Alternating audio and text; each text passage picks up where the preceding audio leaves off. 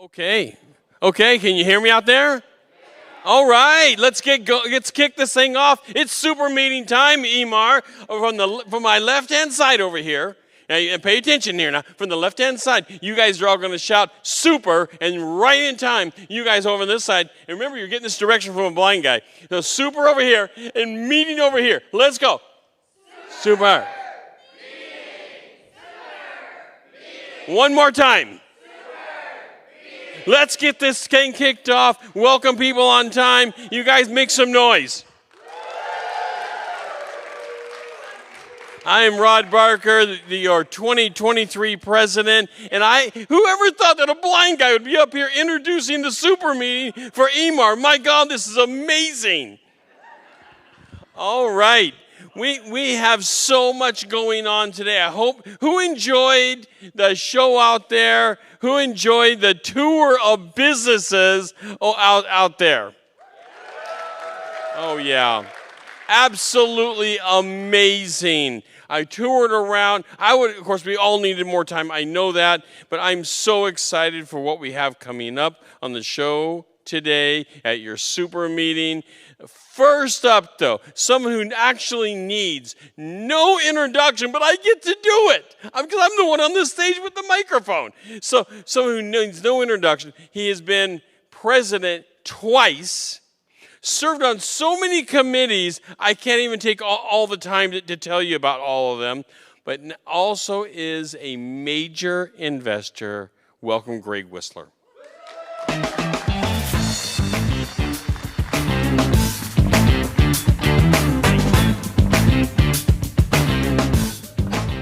Woo! All right. Thanks, Rod. I really appreciate that. What was that? I got fans. I want to see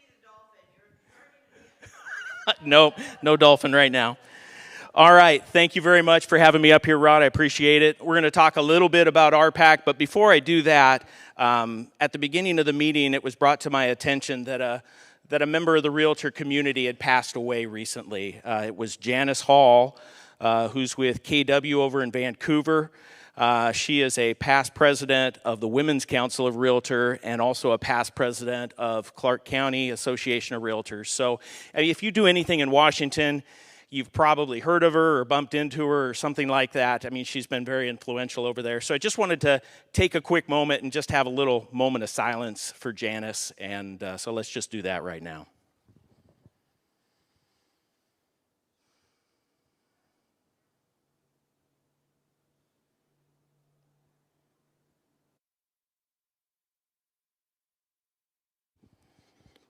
All right, thank you for doing that with me. I appreciate it. I hate to take the room down with that to start off, but we'll bring it back up. So today, I'm here to talk with you a little bit, talk with you realtors about RPAC and about being a major investor in RPAC. It's a very important thing. There are people, all around the state, all around the nation that are looking for more money. The government's always looking for a little bit more money, and there's some important things that they're trying to do that they need the money for, but we want to make sure to protect private property rights. We want to make sure to protect those things that that our customers enjoy about home ownership, like the ability to deduct their interest, the ability to make an exchange if they've got investment property, all of those different things. And we do that by having realtor champions at the state legislature and at the federal legislature, people that believe in the value of home ownership, that it makes better community, that it passes on generational wealth to the family that follows behind the person who buys the home. There are a lot of good things created for Americans by home ownership, and I know that you all know that and that you all believe in that because you're working in the industry where we create that opportunity for our clients. So, just a few of the things that I want to do today. I'd like to take a moment to recognize our major investors that have invested at EMAR in the past. So here's just a short list from last year's major investors for EMAR. Greg Whistler, who's that guy? He was a Golden R. Sue O'Halloran was a Crystal R. And then we had several Sterling R's. Vicki Arnold, I saw her name on the list, but I don't think she made it in today. Did Vicki make it in? No. Anthony Castro, I know I saw him in the house. And then George Perkins and Nancy Perkins are both with major investors at EMAR. And what I want to do, even if I know there are other major investors that are not members of EMAR. If you're a major investor, I want you to stand up so that everybody can see all the people that are major investors who have committed and invested their money in making sure that we have people who listen to us. Come on, stand up. Come on, take a moment. Just stand up real quick. Right there, right there. Got Alex Fan in the back, major investor. Woo! Got a couple of people. So these are people who have said, I see the value in this. It is making better things for my customers. It's making better things. It's protecting my business because my customers have these abilities still to do things. One of the things that I see people challenged with a lot is I talk with agents every once in a while about being a major investor, and they say, you know, all you guys do is you support candidates from one political party. You support the same political party all the time. And I want to tell you that that's 100% untrue. That we support, it's almost equally, candidates from both political parties, because there are candidates in both political parties that understand the value of home ownership. So if you subscribe to a particular political party, I can guarantee you that there are representatives that are from that party that believe as you do in the value of home ownership and the private property rights. So if you've been holding back on being a major investor because you think we only contribute to one party, we don't. Well, we do. We do contribute to the realtor party, the things that are important to realtors like private property rights, okay? But it's not, the traditional D's and R's or whatever you want to call them. So it is easy to be a major investor. So if you invest a few $100s in your business for doing advertising or things like that every single month, you could be a major investor in RPAC. You can be a major investor in RPAC for as little as $85 a month. So that works out to about $1,000. That's a sterling R commitment. I know we're a couple months into the year, so you might have to front load that a little bit, but you could be a major investor this year for $85 a month. So hopefully you'll do that. We've recognized those. Here is one of the reasons that I believe that it's important. Right now, the East Metro Association and the Portland Metropolitan Association have banded together and gotten a little bit of support from the state and I believe also from the national to try and combat a measure that is being put on the ballot by Multnomah County. It is a measure to tax all capital gains, regardless of where people are at in their financial ability to pay. It's currently set, if it passes, to be 0.75%. And there's no cap on how much they can raise it. That's one of the things that concerns us.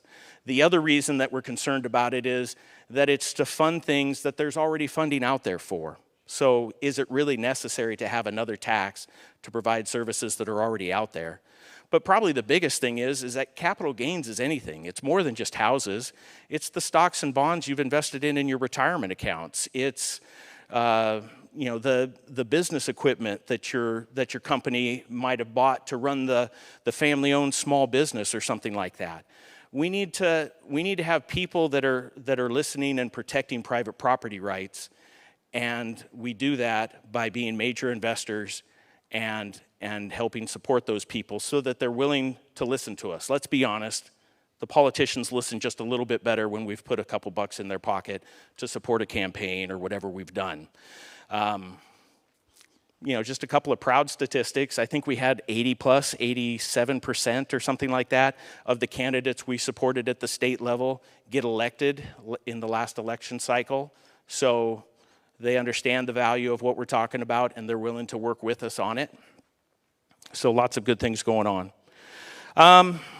One thing I want to do, if you're not currently a major investor or you haven't made your 2023 pledge yet, anybody want to do that right now? I'll do it right now, Greg. Woo! All right. Yes, let's do that. Anybody else? All right, I got a hand down here. I got a hand over there. Nice. Thank you.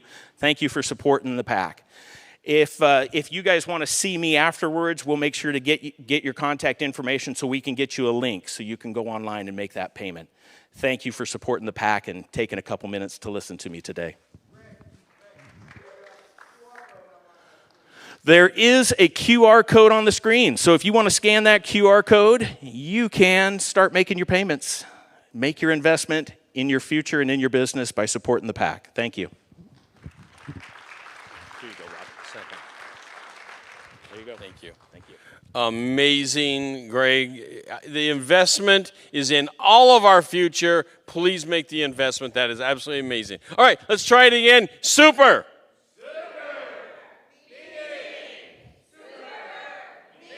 Absolutely. I love it. I love it. All right. The next person we have coming up is another amazing person. Channel 6 Sporting News, lawyer's title. The resume goes on and on and on. Adam Bjornsson. Give him a hand.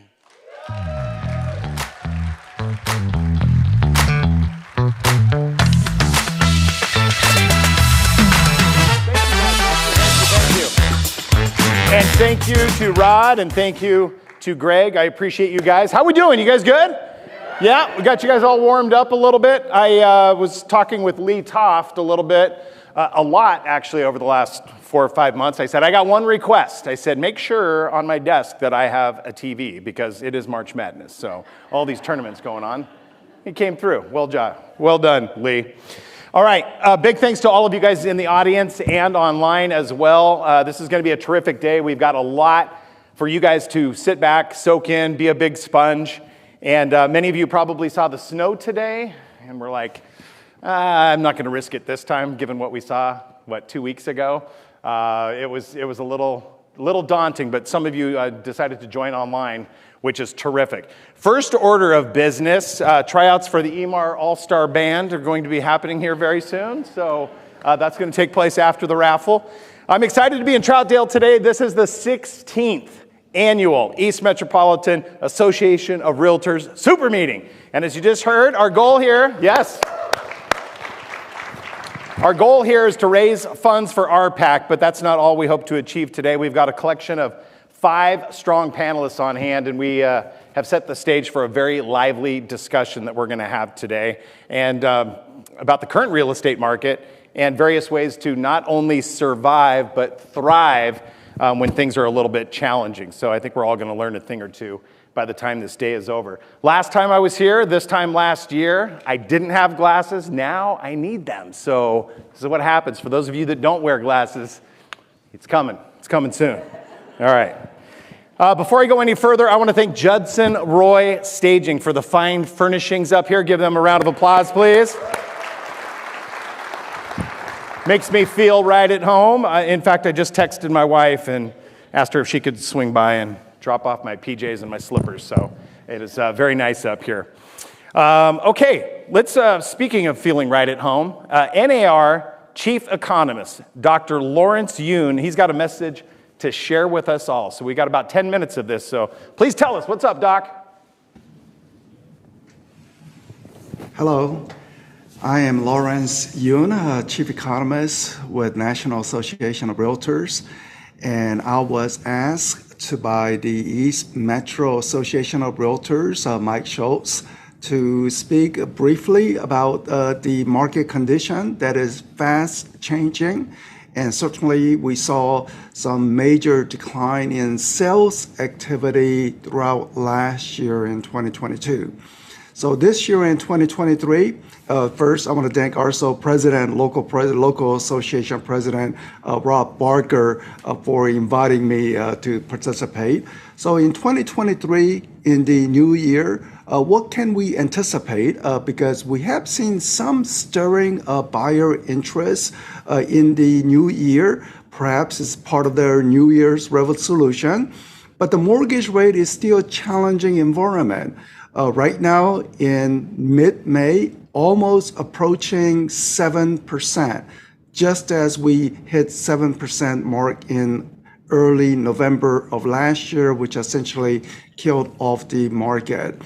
Very quickly, I'm going to post some slides onto the screen, and then go from there because I am a visual person, and of course with so much statistics, seeing it visually is better. So hold 1 second as I upload it into the screen.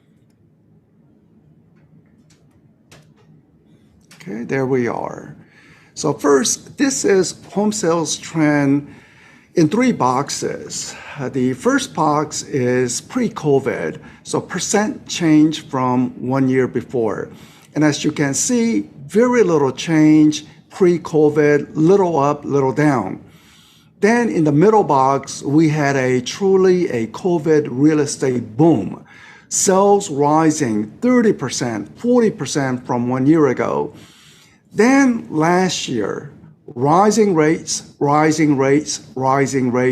pulling back the sales activity. So for the country as a whole, last year, the unit sales activity were down 18%. West Coast, whether it is California, Oregon, or state of Washington, or even Idaho, saw a major decline in unit sales activity last year because of the higher price points out in the West Coast region. So it's all about mortgage rates. So what I put on this chart is from September of last year. September, mortgage rates were rising, but it was still under 6%. Then it went up to 7% by early November, which essentially killed off the demand.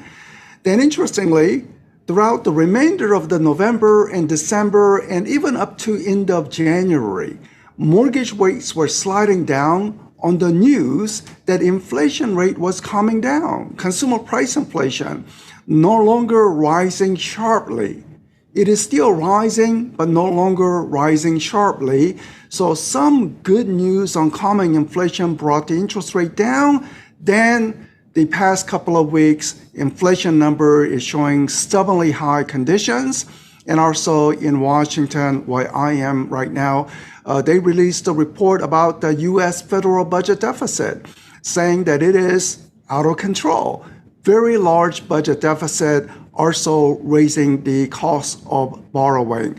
So mortgage rate, at least through last week, was up to 6.5%. But don't be surprised if we hit this week at 7% or next week at 7%. So a little reversal in the interest rate environment.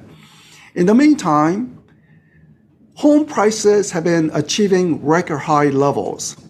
Sales have come down, but not prices in any meaningful way. Maybe in the downtown region in Portland with so much trouble related to the homeless population, drugs, or overdose, people falling across. So maybe in downtown, you are seeing some notable decline in condominium prices. No one wants to live in that environment. No one wants to purchase a property in that environment. But out in the suburbs where you are located, maybe you are not seeing any big declines in prices, or maybe the prices are actually holding on. Now, this graph represents the greater metro areas, which would include across the river out in Vancouver, Washington, along with the greater Portland metro. But the interesting part of this is that back in the year 2000, the median home price in the greater Portland region was under $200,000.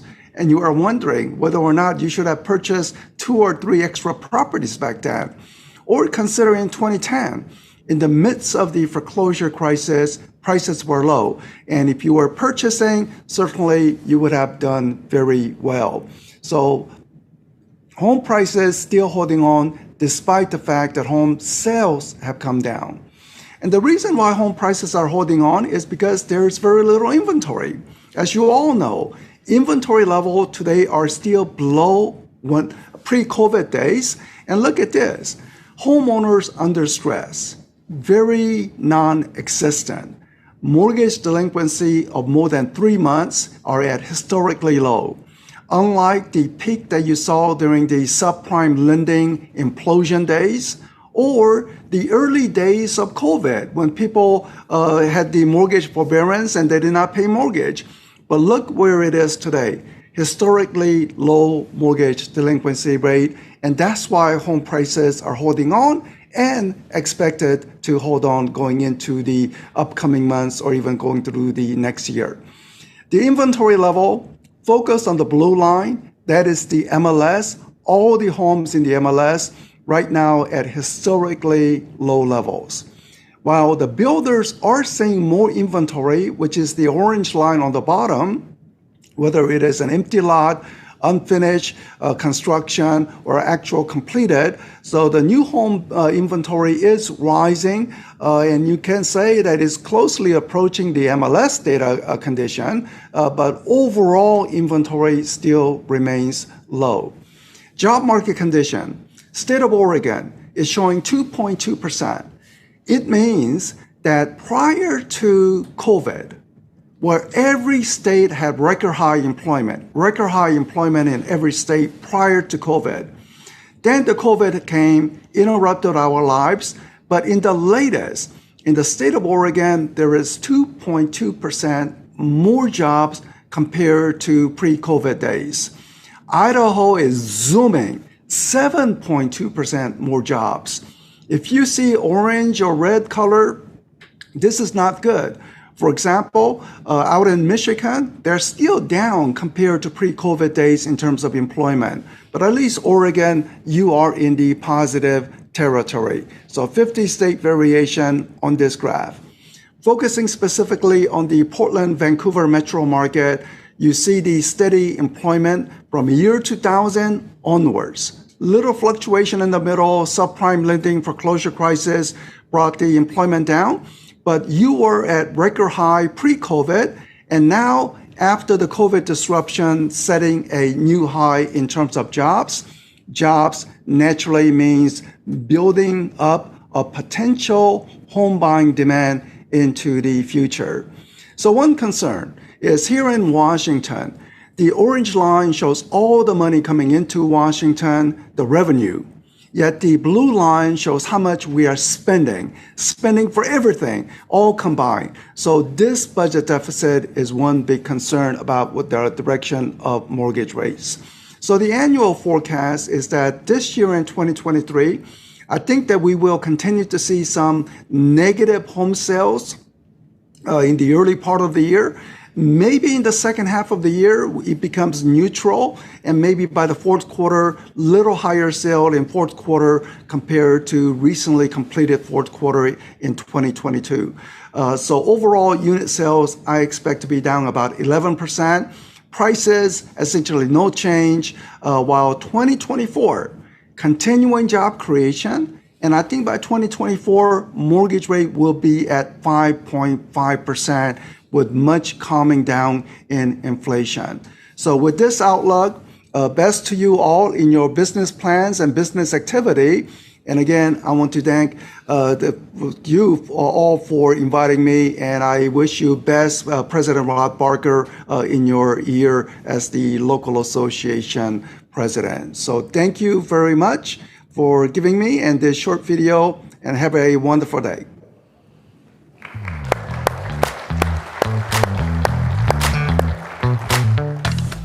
All right, thank you, Dr. Yoon. And yeah, glad to hear it's not going to be all doom and gloom out there, and that there's going to be some opportunities to exist, to succeed out there that will exist. We're going to hear more about finding the silver linings in a cloudy market with our panelists here in just a minute. But first, who likes prizes? Raise your hands.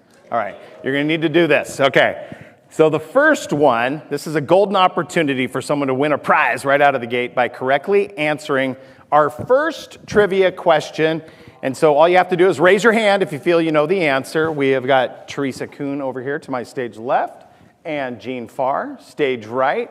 They're going to be handling things because I remember last year these lights were so bright and I couldn't see anyone. It was like just a complete vacant house. But the first question is sponsored by Kim Dodge Mortgage. Ready? All right, here we go. What is the 2023 loan limit for an FHA reverse mortgage? I see one hand back there and one up there. You see the options here?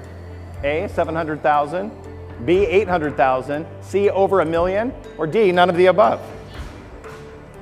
So over $1 million. D. Oh yeah. Wait, who said that? I heard. Over $1 million, C. Correct. That is correct. Yep. The 2023 loan limit for an FHA reverse mortgage is C. Kim Dodge tells us the exact figure is $1,089,300. So congratulations. Prize is coming. Okay, time for us to introduce the first of our 5 panelists, Premier Property Group LLC broker and outgoing EMAR president, none other than Lisa Bettendorf.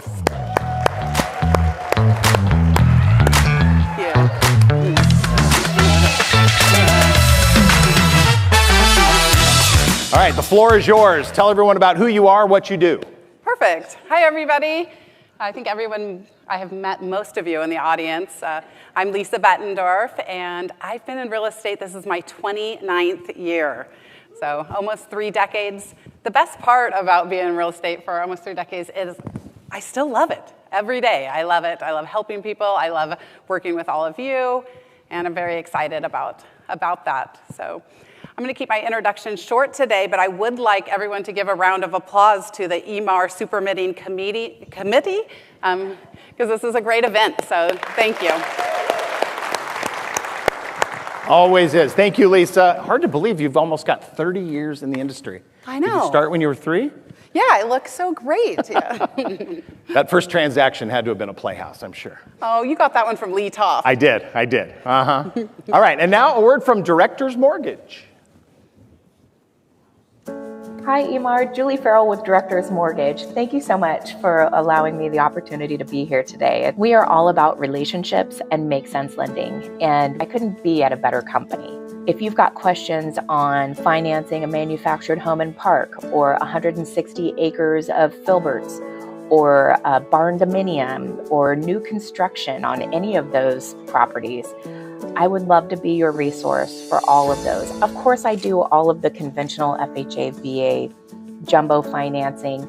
We also have portfolio financing. So if you've got an investor that is looking to purchase a home and flip it and make some improvements to it, we can finance all of that with 10% down. I'd love to talk to you about what it could look like for you and your clients. Please reach out to me. I've got a table in the lobby. I hope you'll come out and visit me there. I've got materials and some really cool Julie Does Loan swag. Thank you so much for your time and for allowing me to participate in EMAR's annual super meeting. All right, so we have now just met Julie Farrell on the screen. Now it's time to meet her in the flesh. Please give it up for Julie Farrell. Good job, girlfriend. And you might not find a bigger Jeopardy fan amongst everyone in here today than Julie. That's true. That's very true. Tell everyone about you and how you got started in the industry. Oh, wow. How I got started was through a temp agency. I had no idea. I was a soil science major. Okay. Yeah. So my family's super proud of that degree. I also got a degree in broadcasting because I wanted a real broad spectrum. But no, finance was never in my wheelhouse, but it absolutely fit my personality in a way that I could have never fathomed. Far better than soil science. I guess so, but you got a background in broadcasting. I do. Watch my back. Well, I have a degree. I don't know about a background, but a degree. All right, Julie, thank you. And I also understand today is your birthday, so happy 25th. Oh, thank you. Half of my job is to kill her with kindness. She knows that. We go back many years. You're so good at that. Well, we appreciate you sharing your time with us today. And as a lender, I'm sure you can appreciate that we're all looking forward to the panel discussion with keen interest. Nice play on words. Yes. Speaking of interest, I want to give another shout out to RPAC because they have got your backs, you guys, in Salem. They've got it in DC. So let's show them that we have got their back as well. So. Okay, before we meet our next panelists, let's do another round of trivia, shall we? Same rules as before do apply, so just raise your hand and either Teresa or Jean will get you. If you know the right answer, one of those two will see you. So here's the second trivia question. This one's sponsored by Fidelity National Title. In the Tri-County area, the seller can generally be expected to pay for A, lender's title policy premiums, B, inspection, according to the contract, C, early issue on new construction, or D, owner's title insurance premiums? Teresa? D. D, owner's title insurance premiums. That is the correct answer. Of course it is. In the Tri-County area, the seller can generally be expected to pay for owner's title insurance premiums. You guys are good. Okay, we're gonna have a few more opportunities to win some prizes here in a little bit. But our next panelist supports real estate professionals and the clients who love them. That is, of course, quite a bit of support. So I would like to think twice before agreeing to arm wrestle this woman. She's known as the real estate concierge. Please welcome Sarah Noel. Yeah, thank you so much. So excited to be here today, mostly because I love attics. I'm on the right stage, right? We're at the Realtor Convention? Yeah, this is okay, right. so let me explain this piece. I love attics because I love real estate agents. And tell me if this resonates for you. Brand new baby realtor starts their career and they are so hungry. They just want any deal, any piece of business, anything that you will give them, and then, ooh, oh my gosh, I got a deal. There's a listing. I'm so busy. Oh geez, there's so much for me to do, right? I got pictures I gotta do. I got things I gotta do. I gotta have a meeting. Oh my gosh, and then, it's closing day, right? Whew. They are high. They got the bag. They're so ready, right? It's closing day. I'm gonna go buy a car. I'm gonna do all these amazing things, and then, boom, it closes. And then you see the addict really show up. Does this resonate? Hey girl, you got an open house I could do for you? You know, you got some dead Zillow leads that you could hit me with? I can make something out of nothing. You just give me some dead leads I can call on, right? Right? And then they get a lead, and then they're back, right? They're back on top. Meanwhile, if you have a top producer mentality, your life looks so boring, right? And there's that itchy realtor standing in your doorway. What are you doing? What are you doing in there? I'm gonna make calls for the next 3 hours. Ooh, gross, 3 hours, ooh. Then I'm gonna write my thank you cards and then go on 2 closings. Oh gosh, 2 closings. Are you buying a car? Are you buying a ring? What are you doing with those 2 closings? I'm gonna clock out at 5 o'clock because I handled everything with my clients, so they don't need to call me at 8 p.m. anymore. And then they come back tomorrow like this is a job, right? So if this resonates for you in your career, I like to take addicts and turn them into top producers. So if you want to hang out with me, go ahead and set up a discovery call. I have a 4-week coaching program where I take realtors out into the woods. We find out what you're scared of, and we bring you back and set up all your marketing for the next year. So maybe that resonates. Hopefully it doesn't. Sarah, sponsored by Monster Energy, apparently. Way to bring it. Whatever coffee you drink, I want it. Yeah. I want it. All right. You have inspired many already. Okay, speaking of inspiration, stick around for the raffle giveaways, you guys. Those are going to be coming up a little bit later following the panel discussion. We are determined that you guys all leave here richer than when you arrived. So that said, we have 2 vacant seats still left to fill. And before that, let's get to a trivia question. Let's do that, because this one's a particular favorite of mine. This one is sponsored by a company that's near and dear to me. Lawyer's Title. Hey, where are my Lawyer's Title peeps? Hi, Dee. Hi, James. Hi, Jen. All right, get ready to raise your hands. What was the first year that EMAR held their super meeting? You guys remember right up the top.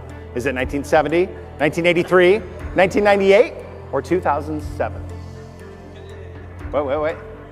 Jane's going up here. Jane's going to the top. I don't know for sure, but maybe 1983? Wrong. Incorrect. Wait. B. It's over here. D is correct. D is correct. Who is our winner? It was over here, Adam. You're all winners. You're all winners. Yep, the answer is D, 2007. So we had talked about the 16th year that we've had the EMAR super meeting. So, okay, let's introduce our 4th panelist, Alexander Fan. Alex runs the Diverse Realty Group at KW Realty Professionals and was PMAR's 2021 Realtor of the Year, but we're not going to hold that against him. Please give a warm welcome to Alexander Fan. Thank you, everyone. So, congratulations on 16 years. I feel really honored to be invited. This is my first super meeting, so I'm really happy to see you all here, and you braved the roads out there with us. So, a little bit about myself. As they mentioned, this is my 16th year in real estate. Very humble beginnings, but I feel like I'm really living the dream, what we all desire to be when we get that real estate license. I came from a very humble family, little beginnings, right? Was able to purchase my first home and lost my first home through that last economic recession. And so it's certainly challenging and tough. And fast forward to today, I've been able to continue working hard, growing my business, serving my clients, serving my community.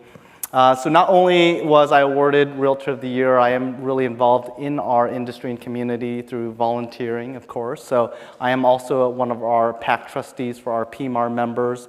And I think it was maybe mentioned, but I was, sorry, it was all in my own head when they were talking.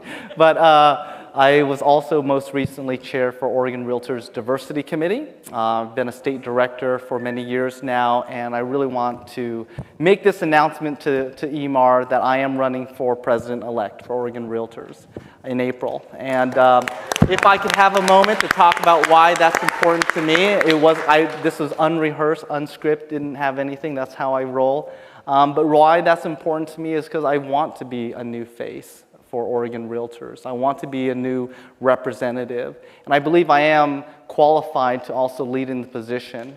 Through not only my volunteering, I also, in our realtor community, I also volunteer in my city, in my community, for several nonprofits.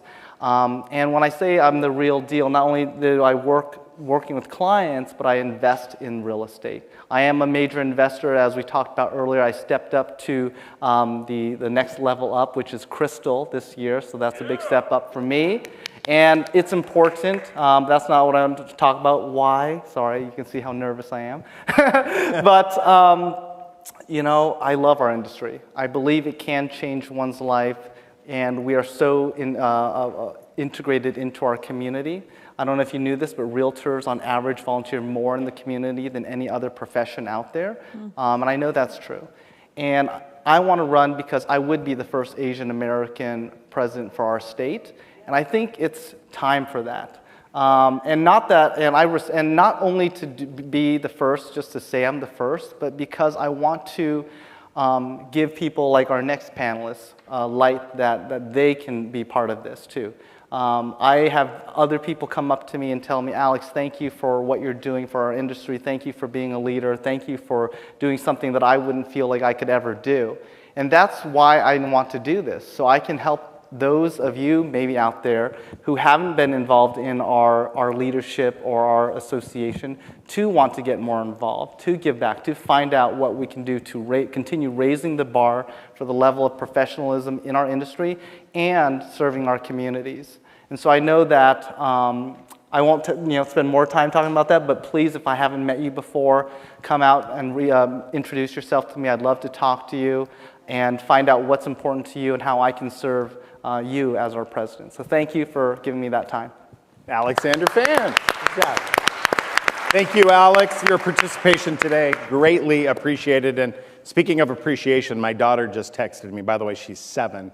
She has a riddle that she thinks an audience of realtors might appreciate. So, you guys ready? Okay. Hi, Daddy. Why is the sea so salty? Anyone know? Need help? Because the land never waves back. Love you, Daddy. What time are you going to be home? Oh, yeah, so sweet. All right, when it comes to help, all of us in real estate, in the community, benefit from the help of our PAC, and so let's not forget by giving them the support as well. So give them a hand as they're helping us to get to that. Okay, while we are on the subject of lending a hand, let's unveil our 4th trivia question. This time it is sponsored by First Tech Federal Credit Union. I saw Derek Conrad. Good buddy, great wine connoisseur is Derek. You guys know the drill by now. Raise your hands and we will do the rest from here. Okay, what is RSU income? Is it really smart underwriter income? Is it restricted stock unit income, restitution statute utility income, or retirement services universal income? I see a hand here, I see a hand there. First one. B, restricted stock unit income is correct. Did you hear the ding? Can you guys play the ding one more time for me? There you go. Multiple times, I like that. That's good. Yes, restricted stock unit income. So whenever you hear RSU, restitution statute utility, I like that. Who came, that had to have been a Lee Toft move right there. All right, now without any further ado, let me introduce you to our fifth and final panel member. He is a realtor with John L. Scott and leader of his own Reyes Real Estate LLC, part of Realtor Magazine's Top 30 Under 30. Please welcome Eduardo Reyes. Thank you, sir. What's up, everyone? So first of all, thank you to everybody that pushed me to be part of this. I didn't really feel qualified, so I was just like, if there's food, I'm there. A little bit about myself. So real estate was never really something that I wanted to do. I was actually going to school down in LA for acting and modeling. It didn't go so hot, that's why I'm here, but I remembered my best friend's mom had mentioned for me to like get into real estate, so I kind of just went with my gut instinct. I drove back from LA, discouraged that didn't work out, and as I was driving, I just like Googled what it took to be a real estate agent. So I got home, I got a part-time job at a cell phone company, and then I started my course. I was licensed within 3 months, and then I had always seen John L. Scott in the signs everywhere, so I automatically went to them. Thank you to my boss, Craig, who's in the audience, who gave me an opportunity, but it just kind of took off. I started a team. I started flipping houses, and I was able to put my whole family essentially on my payroll, and my parents don't work anymore, which was the biggest goal that I had. That's why I was doing acting, so here I am. All right, thank you, Eduardo. You've reached quite a bit of success in a relatively short amount of time, so that is exciting stuff, impressive. All right, when it comes to impressive, I cannot emphasize how much all of us in the real estate community benefit from the help of RPAC. We want to just make sure that we are hammering that point home, so let's not forget to help them help us. Okay, we are ready now to begin the panel discussion. You have met everyone. There are rules that we are going to have to put in place. To all the panelists, our goal here to promote a lively exchange between everyone up here of ideas and information. Feel free to not only answer questions, but you can pose some as well if you guys would like. Okay, we're going to start it off by, and jump in whenever you guys. I was like, there's rules. There's I wasn't rules. prepared for rules, There's but rules. those rules seem pretty Pretty scary. loose. Okay, Yeah, okay, yeah. okay. We have security in case you get out of control, though. Just want to warn you. All right, looking back on the past year, what positive outcomes or unexpected opportunities have you experienced as a result of the challenging market, and how have these experiences shaped your business moving forward? Because there have been some challenges, right? Anyone want to take that first? I'll go ahead and take that Sure. and then pass the ball to someone else. Since things have slowed down a tad bit from 2021, I think the bonus is that relationships, that when we're doing a deal, it's not just like bam, bam, bam. You can actually talk with the other agent. You can form better relationships, which will help you in the long run. So relationships are key. No doubt about that. I'd love to jump in on this Sure, space, please being do. the only mortgage lender up here. It's been a tough transition as rates have climbed swiftly. Everyone is faced with the challenge of affordability. That's what we're hearing our clients say, right? And I think that this has been an interesting and fun year in the sense that we've gotten to become creative, innovative. Let's look back on our tenure. You've been doing this 29 years. I've been doing this 22. Taking those experiences, your 16 years, we can draw from that. But I think the thing that I love taking away from this is it's still temporary. The space that we're in right now, it's difficult and challenging, but if you're innovative, creative, it freshens things up. It makes our career path a little less daunting. Instead of looking at this as a hard marketplace, how can you set yourself apart? What do you love about what you do? And if you really drive into that, I think it becomes a little more interesting and fun to go to work because you're doing things that you're passionate about. You get to have those relationships and phone calls and build new long-term relationships too. It's a neat space to be in my opinion. Tough, but interesting. I'm gonna piggyback on the relationship because when I first started this business, obviously, like I had no idea. I probably have the less experience out of everybody here. I'm going on 5 years. I never set systems up because again, I didn't know how to do any of that stuff. So I didn't do drip campaigns. I didn't do any of that stuff that every realtor does. But I believed coming from, so I worked a part-time job at Vans. And their biggest thing was treat people with like respect and just give everybody the same treatment no matter like what they're buying. So I essentially stole that from them. And my manager was like, if you do a good job for somebody, they're gonna tell 1 or 2 people, but if you do a bad job, they're gonna tell 5, 6, or 7. And I'm like, that's so true. When you go to a bad restaurant, you essentially tell everybody that you can that it was a bad restaurant. But when you go to a good one, you tell 1 or 2 people and that's it. So I kind of stole that in my business, and I just tried to do the best job as possible that I could do. And I've never sent my clients drip campaigns. I barely like reach out to them aside from like Facebook or Instagram, which is bad, I know, but it happened so fast that I wasn't able to like put everything in place to continue that. So I just felt like the one time they met me, the relationship that I built with them the first time around, they just contact me to help them again whenever they're ready.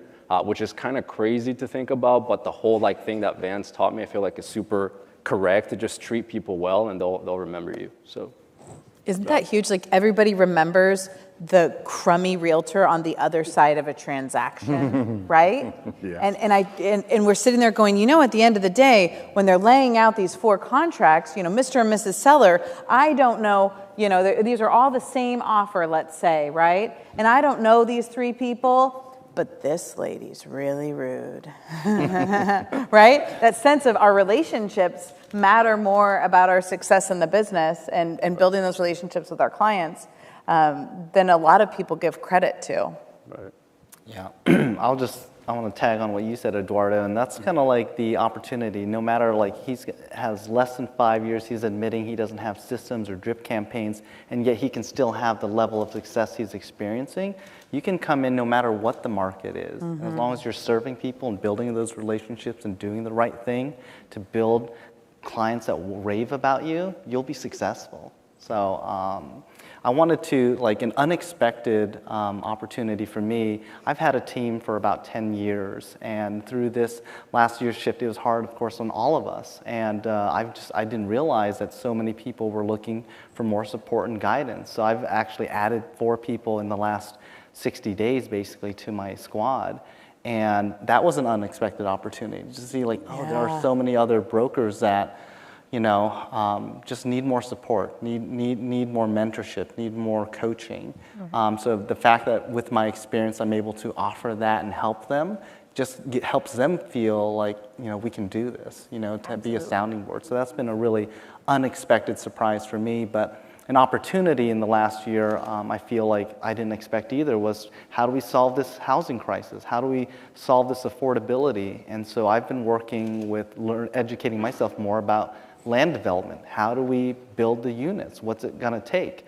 And so I've really gotten involved in working with more builders, more land developers, and actually we're closing this Friday on a piece of land in Salem, and we're building 40 affordable homes for the Micronesian Islander community. So a lot of opportunities are out there, for sure. That's great. And I think given the nature of the environment over the past year, and I think everyone in this room and online watching right now can agree that you're not doing as well as you did in the prior, 2-3 years. So how do you manage your clients' uncertainty as well as your own? That seems to be a big thing right now because there's a lot of people with cold feet still. Right? So anyone want to take that? Your own expectations versus your clients. Well, I think I hear a lot that some people are going to wait for the interest rates to come back down, right? And I wanted under 3, but the last time we saw under 3 was in 1971. So your clients might be waiting for a while. I don't believe I'll see under 3 in my lifetime again. But I think just giving them knowledge, from 1971 when they started tracking mortgages, and you can probably jump in on this more than me, is the average is 7.5. So we're a little bit below average currently. So I think just giving information is powerful. We'd all go back and buy Apple stock. Right. We could. Right. You should have listened to me 2 years ago. Hopefully you were telling your clients 2 years ago they should buy or refinance. And if they didn't listen to you then, well, then all the more trust to listen to you now. Well said. I agree. Yeah, I agree. I think, acknowledging it, letting them know, like, hey, this is real, this is happening, this is affecting. But for me, it's always going back to the motivation. Well, why did you want to buy a home in the first place? Exactly. Why did you want to sell your home in the first place? Let's focus back on why. And then, as Lisa said, educating them on the historical. There's still opportunity here.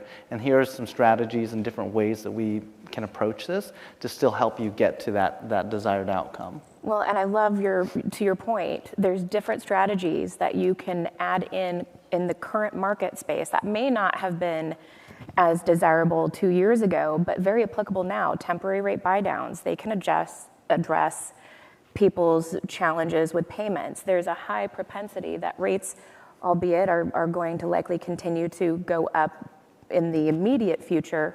But there's a lot of forecasting to predict that rates are going to go down. So I think that consumers are hearing that data. To your point, they're leery to jump in to purchase right now because they want to wait for rates. But the point that I always try to showcase is, that's fine, what's your motivation? But secondarily, what's that same home going to be valued at in 12 months? Maybe your payment is $300 more for the next 12 months and you're into it $3,600 more than if your rate was better. But did you miss out on $20,000 of appreciation? Because while that is decelerating to a certain amount, there's still appreciation that's happening in the area. And it's important to showcase there's ways to combat affordability in the immediate, but get on board with getting that asset so that you're gaining value, gaining that wealth. I think that there's a lot of information that we can share with our clients to help them make good decisions for their family. Although a lot of people are really sad about the rates going up, I had a client in 2021 that we made multiple offers and they were well over list and we never got them. And they took a small break. I actually closed them last month and they were approved for $100,000 less. But because we weren't having to go $75,000 over, we got them a great house, better than any that we made offers on in 2021. So there's still deals out there to happen. It's just depending how you look at it. Exactly. So essentially, we're all saying the same thing. But what I think I find a lot of success in is just using stuff like that as an example. So like in 2020, I had clients, best rates ever, and they were waiting because of the competition. And then now they're completely priced out because of the rates. So I tell my new clients that, I'm like, hey, I had some clients that waited in the best market with the best rates because of this. And now they can't afford to buy. I'm like, so don't be those people that just get priced out. I'm like, everything's always gonna change essentially. Like now I can get you a good deal on the house and knock some money off. And yes, the rates are high. I'm like, but before rates were low and we had to offer 60 to 100,000 over asking. So, at the end of the day, it almost levels out. So the point is just to get into a house, make some equity, and then I use examples of people that I've already placed into a house. And I say, look at how much this person has made in equity. And I just let them make the decision. I'm never pushy. I just say, I acknowledge what the fear is, but I give them the opportunity to reflect on that and know that it's still a good deal to get in. So. Yeah, you guys have to be their confidants. And if you guys, and not only for brokers, but for lenders as well, what are the 2 items that you guys are going to focus on in 2023, in this calendar year, that might move the needle a little bit for you? Or something that anyone in the audience or online right now can take that nugget and say, you know what, this is what I'm going to do differently in order to gain business, get some traction. Education for me. Education of my partners, making sure they know of the products and opportunities that I have available at my fingertips, as well as educating potential buyers about opportunities to create their residence. Maybe it's a build versus finding something existing. Maybe it's a manufactured home over a stick built to address affordability challenges. But listening to the clients and then educating them on their options. Learning, knowledge is power. Yeah, lots of knowledge classes. is power. Yeah. Well, we've got lots of classes. I know. We have so much fun with that. How about you, Sarah? Anything? I think authenticity is one of those things that we mentioned this earlier, if you love what you do every day, that will make you attractive, right? And we know that generational wealth, no frown to anyone in the room, but there was a time when all realtors were gray-haired white men wearing suits. And big surprise, most generational wealth is sitting in the hands of people who look really similar to that.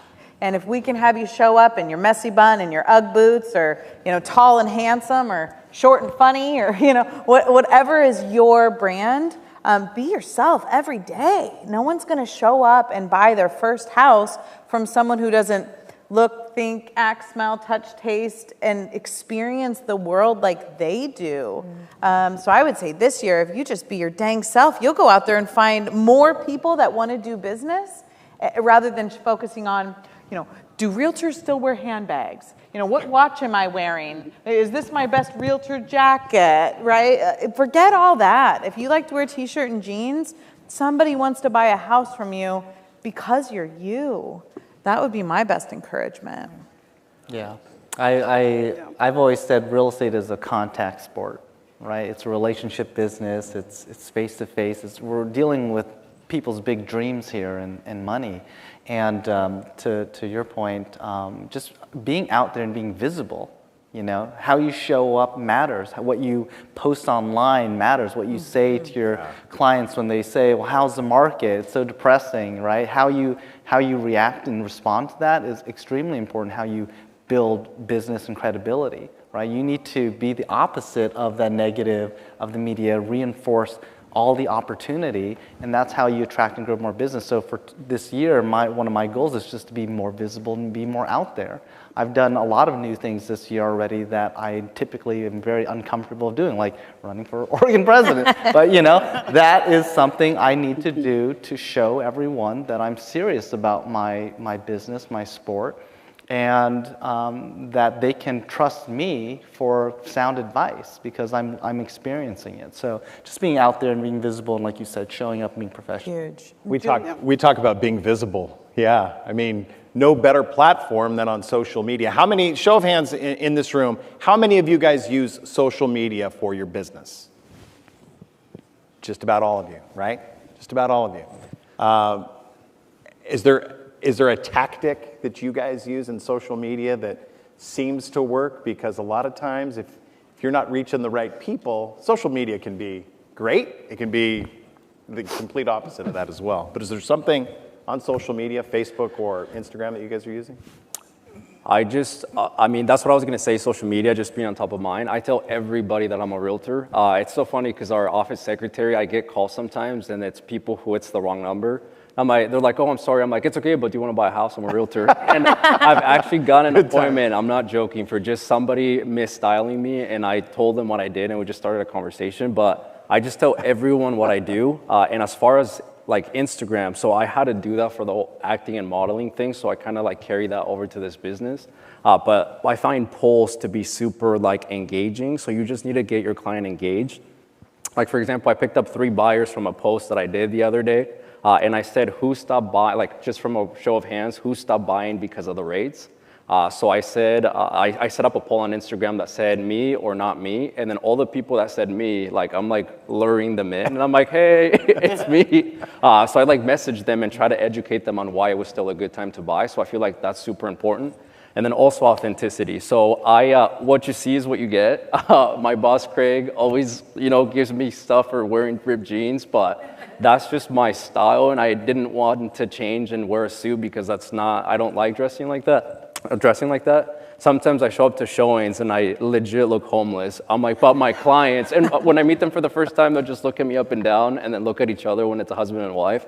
And then once I start talking and like to educate them on everything, they like let go of that. But obviously, first impression, I'm not saying dress like this, but it does have a lot to do with it. But once they see that I'm authentic and that I know what I'm doing and I know what I'm saying, then they just look past that. But I think being yourself is super, super important. Eduardo, you've got it on like this area that you may not even recognize. So this asking questions piece, right? Yeah. Lady has a baby. It's the most important day of her social media life. Post the picture with the baby. And there's 120 likes and there's 80 comments. And all the comments say, Congratulations, congratulations, congratulations, congratulations, congrats, cute baby. And then we go in and we say, how was your labor? That woman, on the most important social media day of her life, passed up her best friend, her mom, maybe she liked their comments, to go into their realtor, to their lender and say, oh gosh, 24 hours. Oh, 24 hours, you wouldn't know it. I have 7 kids. I'll go into the message with you and tell you what 300 hours of my life have been in labor. I'm in Messenger talking to her, right? So 2 things are happening. 1, I'm building a relationship with her. And number 2, tomorrow when she opens her app, the algorithms say on the most important day of her life, not her mother, not her best friend, her freaking realtor was the most important person on the best day of her social media life, and one of only 2 people she exchanged messages with yesterday. So Eduardo, when you post that poll, you're pulling them into, he's like in a van, like, I got some candy, you know? Right. You're pulling them into Messenger to build this like private relationship with them. And the algorithms are gonna reward you because they passed 7 other realtors that were like, look at my Starbucks, showing another home, showing another home. And it could be you. No, algorithms are gonna show you every day. And that's exactly the point, but without being in their throats about it. I'm like, gotcha. Without a van. Yeah, exactly. Yeah. Because they choose. I love it. I also like what you said, though. Like, perception is not always reality, correct? Right. Yeah. I mean, it is pretty amazing. It's awesome how people do find business and clients. Okay, how can brokers and lenders work together to maximize the benefits to both buyers and sellers? This had to have been a Julie question, was it? I don't know. I mean, we on the title end of things, we're getting so many requests for classes from lenders now because we have, first of all, you've got time, right? Mm-hmm. And they want to be in front of realtors. And I think it's great we got to get back to the face-to-face stuff. Zoom is fine for certain things, but let's get back face-to-face. And I think that's a huge benefit. Thank you. Yeah. It is. But how can brokers and lenders work together to maximize the benefits? Well, I think we need to listen to our clients. What are their needs? What's their why? And then build off of that.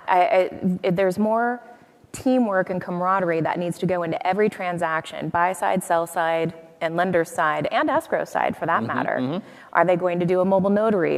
Is the seller suddenly in Mexico? Is the buyer and seller, in the same country? There's lots of different factors that need to be worked out so that it is a smooth close. But I think listening to the clients, for so long we were so busy that there was just really one way to get into contract, sure. And that's highest and best, and just go with it. And now there's nuance, there's savviness, there's relationships, and you can do a little more homework on the property so clients don't feel as rushed to make a decision, which I think is beautiful. Mm-hmm. And so how can we make the client feel heard, address maybe some trepidation that they may face, and really help them to feel good about the decision that they're making. I think that's the key. And to be open. I mean, I had a client reach out a couple of weeks ago for a bridge loan. They applied for a bridge loan. I would never have fathomed that I would have put them into an FHA loan, but I did. This is their 3rd home. They're purchasing a new primary residence, and it made more sense to look at FHA financing now that they've lowered mortgage insurance premiums because they get a lower payment, they get a better interest rate, lower fees involved, and it's going to be a short-term loan, but there's no prepayment penalty. So it just worked out better in that space. I think being open to the idea that it may not look exactly the way you think going into it, but you can still achieve those goals in a fashion that maybe is better overall for what the client's trying to achieve. Because they often come into it saying, I want to apply for a conventional mortgage, or I want to apply for this. And I say, great, let's do that. But tell me about how long you plan on owning this property. Tell me, are you looking to purchase another home going forward? Because maybe putting 20% down on this one doesn't make as much sense as putting less down, keeping your capital, making improvements, getting into that equity position so that when you do refinance, you have more equity and are able to get a more premium interest rate and better terms. Mm-hmm. But I mean, I think it's collaborative. And that why is going to hold it together. Absolutely. If you have to move because you're getting a divorce, that will always help you close. It is a great driver. Right? Know their why. I mean, that was Alex's point earlier, is this thought of like, that's going to be what closes it, and no one's going to care what the interest rate is on that day. I would add, like, given the state of the financial market, right, I think it's just be prepared. It's going to take more work to help these clients, these buyers, they have their own personal challenges, right, like we all do. And so just understanding that it's going to take more time, asking those right questions, finding the right products, the different products, right, not just assuming everyone's going to fit into this box here and is ready to go and they've got their 20% down. Really just focusing on the why and asking better questions, and just giving them time too. People definitely need time to figure that all out, and that's hard for us, but if you keep the dialogue going, then you'll be the first person that they come back to. How do you guys see realtors remaining authentic when every single lead is almost important for them for survival right now? When you have that one lead, because let's be honest, leads are as big as ever right now, right? I think clients can see right through that. If you're hungry, if you're desperate, if your heart is not in the right place, they're going to see it. They're going to feel it. So I think it's not something you can learn. It's something you are. You're authentic or you're not. And I like the getting to know them. Better to have a referral check and find them the perfect agent for them who's somebody else in your office than to hold on so tight so that then they just go, dump you. How about this? In this particular market right now, what do you guys think the biggest barrier for real estate professionals is? What's the one thing that is it rates? Is it finding inventory? Motivated clients? Motivated clients. Perception of affordability. Clients. No, that's good. I mean, expand on that, Alex. Like that, like no matter what, like you brought up divorce as an example, there will be reasons why people still have to transact, why they have to downsize, move. It's not just, buying their first home, but it is still, So I think just again, finding motivated people. Showing up and holding open houses, being willing to do those types of activities, because that's where buyers will show up. They're active, they're motivated, they don't want to bother their friend, their realtor, or someone else they know. They just want to be looky and casual about it. Well, that's where you're going to find more motivated people, right? Building relationships. I got my first probate deal ever, and have now established a relationship with an attorney and working to build that. Like, you just have to start looking at where the places are where people are going to naturally have to go to when they have to do this. Back to the realtor question, I think I read a lot of books, and I think that having a scarcity mentality is almost more scary than any market, could ever scare you. There's a lot of business. There's a lot of people that want to buy, that want to sell. It's always going to be a demand. This is why I got into it, because I'm like, I need to get into it where I'm not going to fail again. So I'm like, real estate is always going to be something that is going to be needed. And I think like when the market started changing, I got fearful, obviously, like everybody else. But then I went back to what I read of not having a scarcity mentality.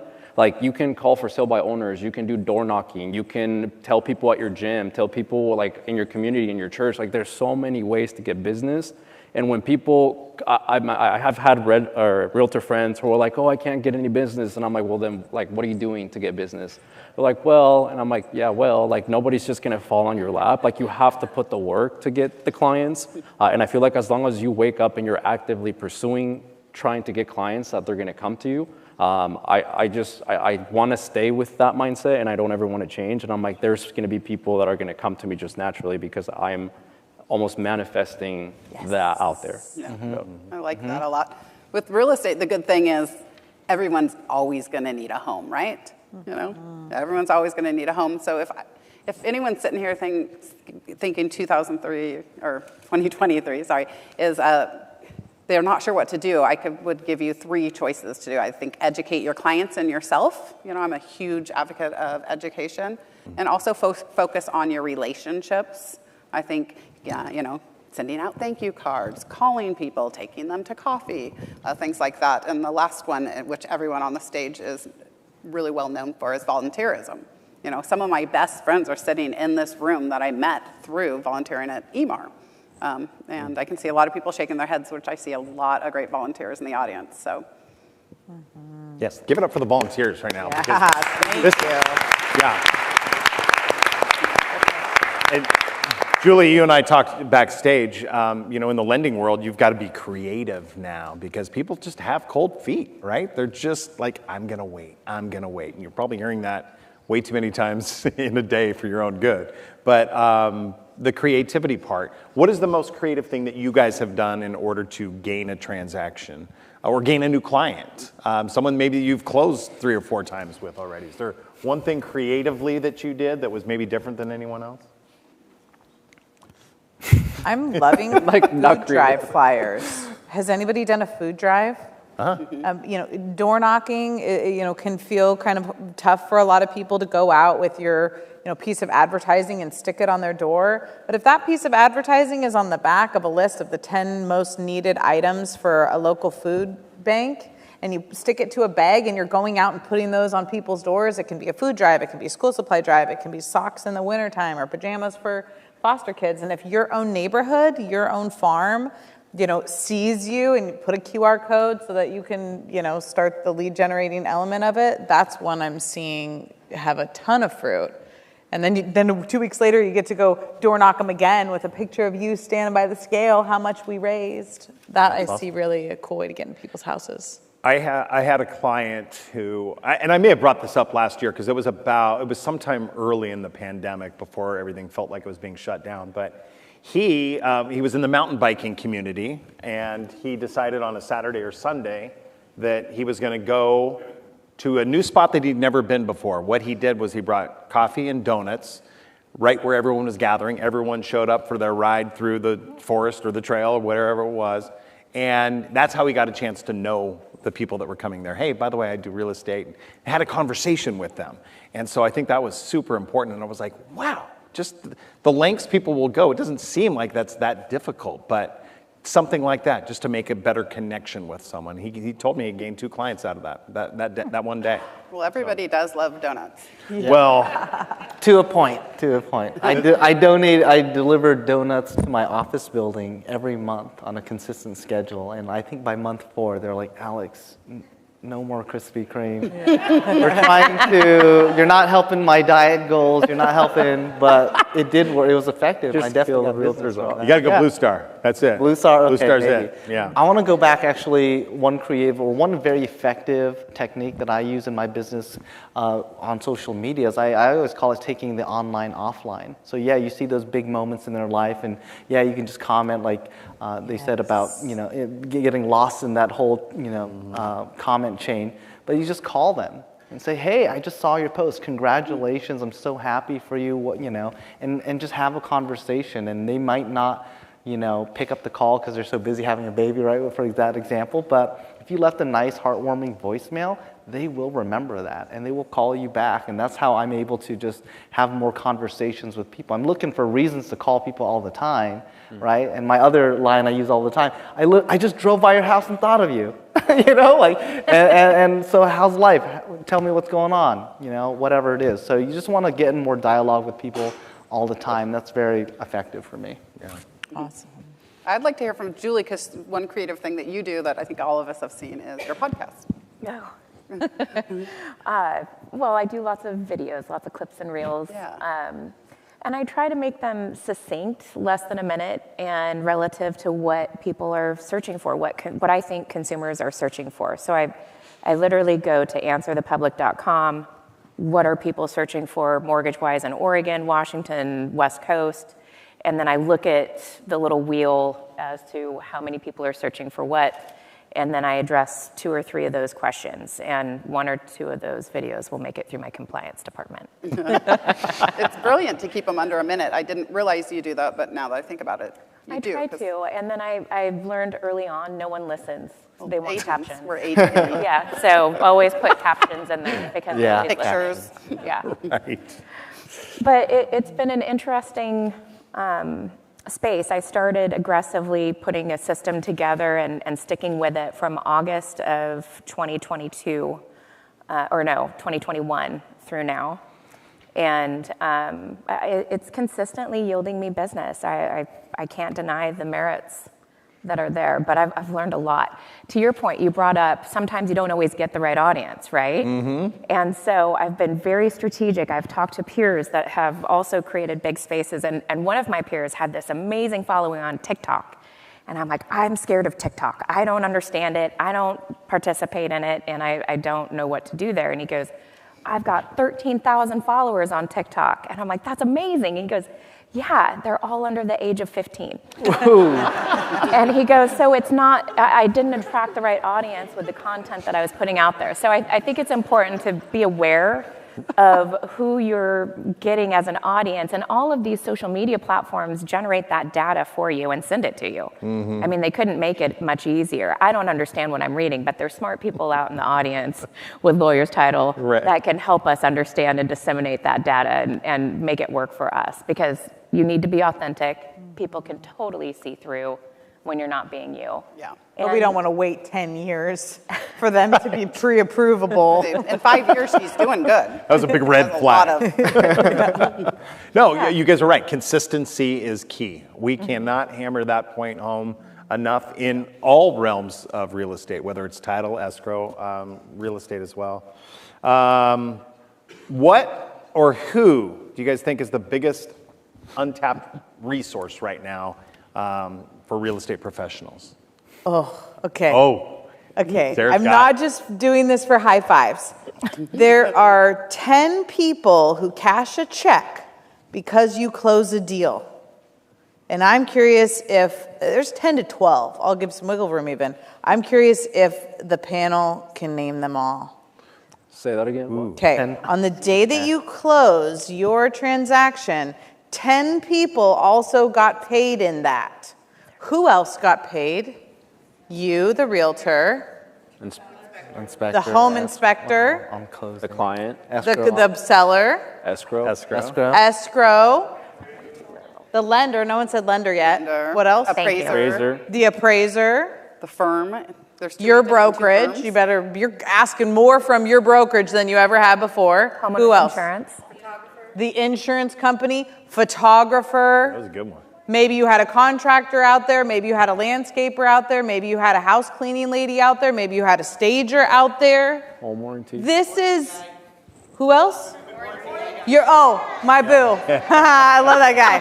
Okay. Right? This is your game. We are going into trench warfare right now. And if you take these 12 people and say, do you want to survive? Right? Average realtor does not celebrate their second year in the business. Average loan officer does not celebrate their 5th year in the business. 1 out of 100 real estate agents will celebrate their 5th year in the business.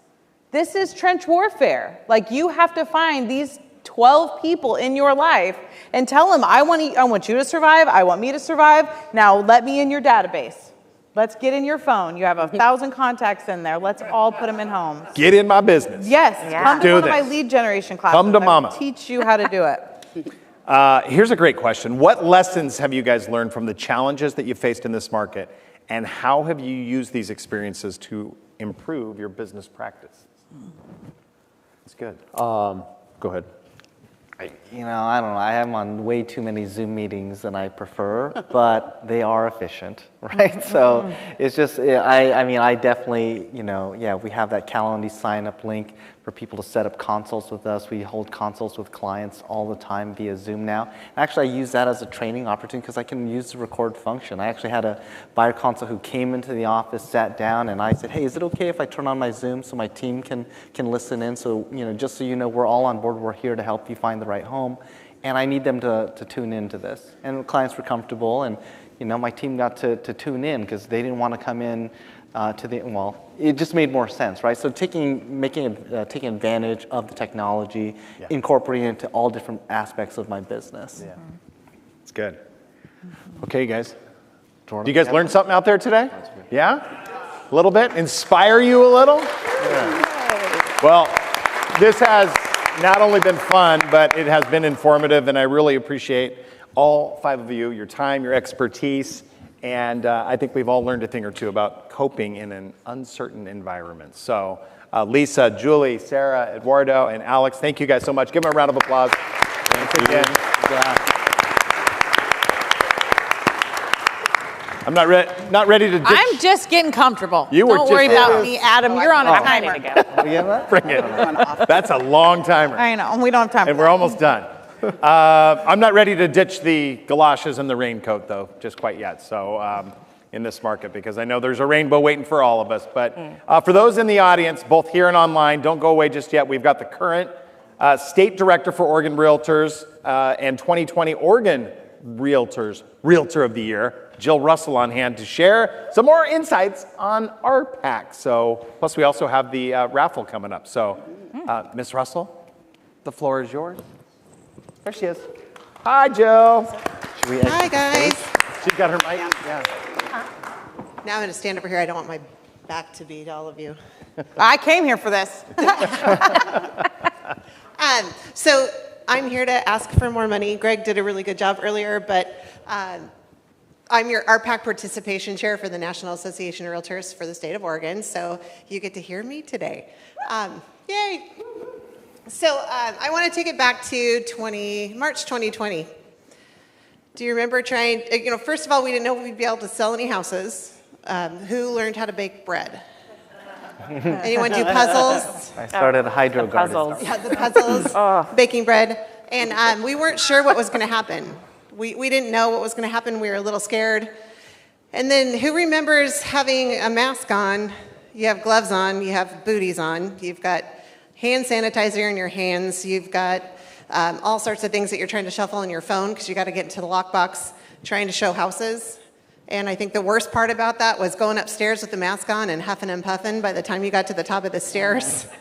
So that was phenomenal. And the neat thing about all of that and the problems that we went through is that our state and our national realtors made sure that we were essential workers and that we could do what we do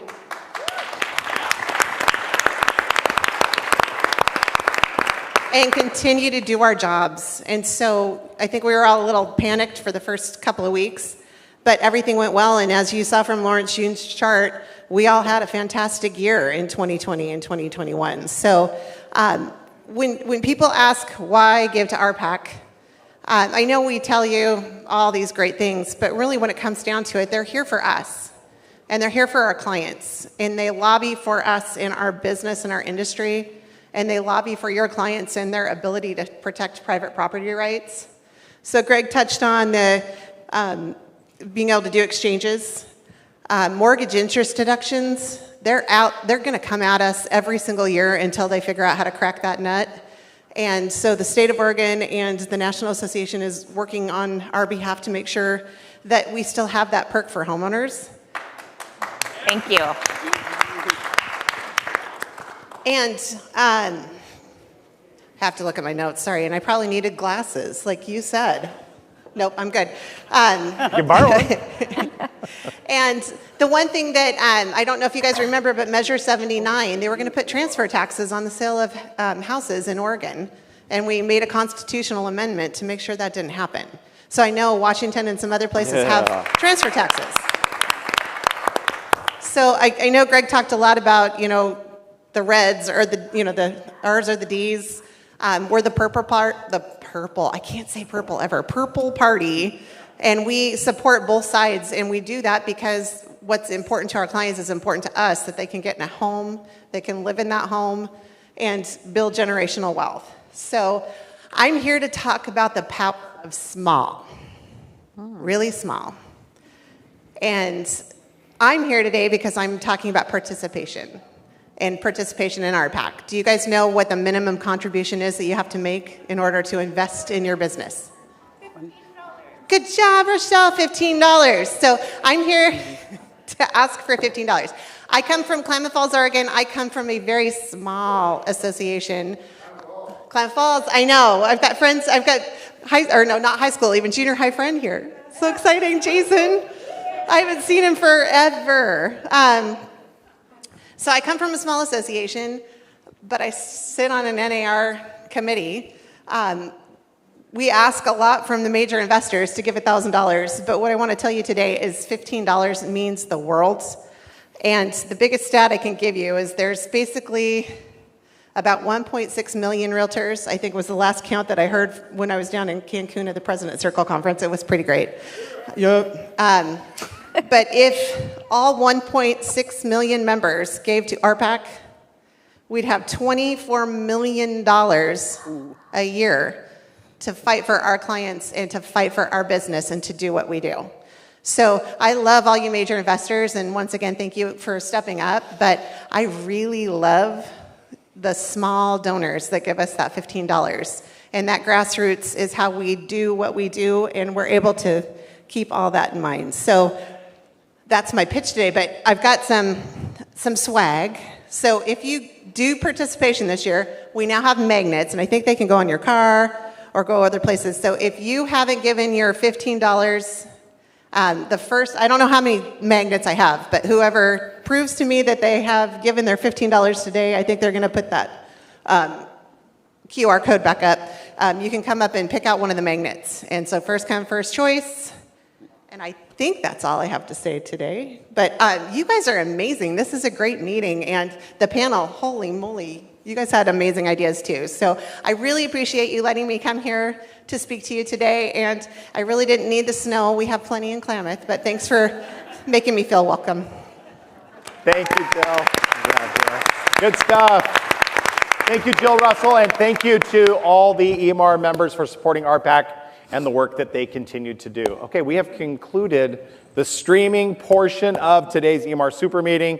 Those of you in person, stick around. We're going to have the raffle here coming up. Once again, I'm Adam Bjornson with Lawyer's Title. And to everyone here and everyone online, and on behalf of EMAR and all the sponsors, thank you guys for sharing your day with us. We do appreciate it. Now it is time for me to yield the floor to the man that began the day, Mr. Rod Barker, EMAR President.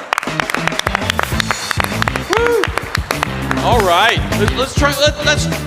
It's upside down. No. Let's try it again. Over here. Super.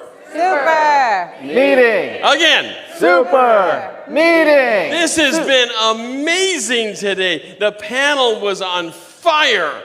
I mean, talk about in Fuego. That is amazing. I have to tell you a quick little story. Not going to keep you a long time. My wife always gets worried when I say I'm going to tell a story, but this is so amazing about it. One of your fellow realtors right here in the room, Lisa Bettendorf.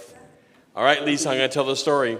Last year at Halloween, I said, we need some help setting up. And she said she would come and help set up in our parking lot, Mount Hood Realty in Troutdale. Now, she's not part of us. She's part of another group, called Premier Group.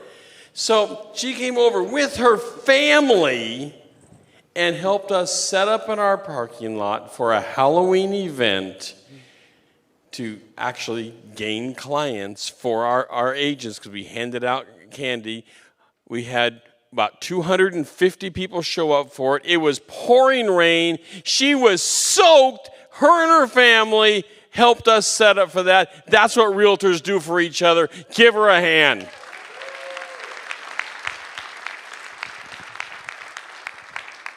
Absolutely amazing. Now, we do have a couple things here left. Number one is the meeting is coming to an end, unfortunately. I hate that. But I want to thank everybody that was here with us virtually. Thanks, you guys that was here with us virtually. You're amazing. Everybody here in the room, I love being here with you. I'm so thankful that the pandemic is lifting the thumb upon us a little bit and we can be together again. I love that. It's so awesome.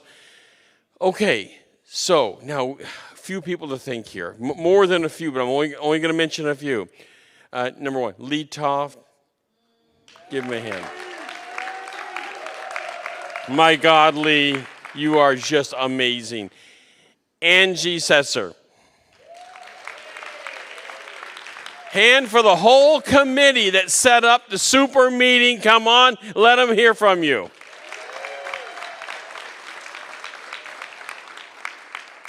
Like I said, I'm not going to mention everybody. One more, got to mention him.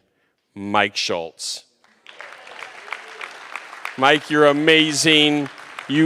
Mike works day and night. I mean, I don't know if you guys know this. You can you contact him at like 10, 11 at night because I have done it. And he actually picks up. Mike, you should quit picking up. All right, you guys, thank you so much. We have a raffle to go. Angie, I believe you're going to come up. I think you have other help. Jason Gooey. President-elect Jason Gooey. Exactly. Won't you be thankful when Jason takes over? All right. Somebody needs this mic. Or should I start telling stories?